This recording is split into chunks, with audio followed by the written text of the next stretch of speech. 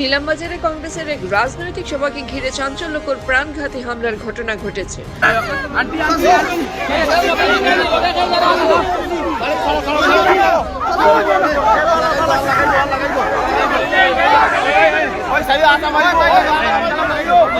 উমরপুর রাজারটিলা জেলা পরিষদ সদস্য জিল্লুর নূরকে ধারালো অস্ত্র দিয়ে কুপিয়ে গুরুতরভাবে জখম করা হয়।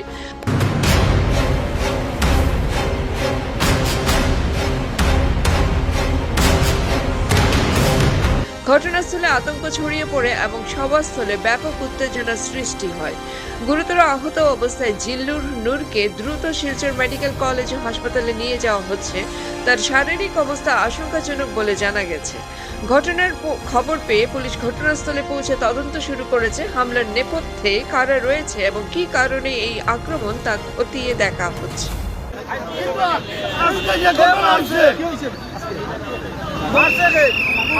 রাজারটিলা জেলা পরিষদের সদস্য জিল্লুর নূর চৌধুরীর অ্যাটেম্পট টু মার্ডার করা হয়েছে। কে করছে শাহনাজে কোন জায়গায় হয়েছে? নীলামবাজার A1 রেস্টুরেন্টের সামনে। এখন উনাকে শাহনওয়াজ সেলিমে মারছে। এখন উনাকে কোন জায়গায় নেওয়া হচ্ছে? শিলচর রেফার করা হয়েছে। বাউটার রাজনীতি বলতে প্রয়োজন নয়, এটা আমরা মানিয়ে নিতাম না। এটা বাউটার আসামিকে অ্যারেস্ট করতে হবে। অতি সত্যি আসামি অ্যারেস্ট করুন। মোস্তফা হোসেন কি হয়েছে?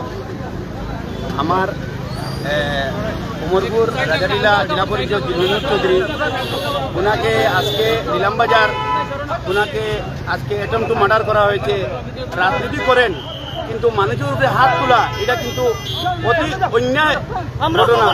আমরা এটা জিনিস আমরা আজকে এই দিগিরবার আমার অনেক লোক এসেছেন দিগিরবার ওয়ার্ডের সব মানুষের দাবি হলো কি আমরা যে আজকে যে মার্চে যে শাহনওয়াজ করি যে তার দলবল নিয়ে হে ডাইরেক্ট অ্যাটেম্পট টু মার্ডার করছে জেলা পরিষদে।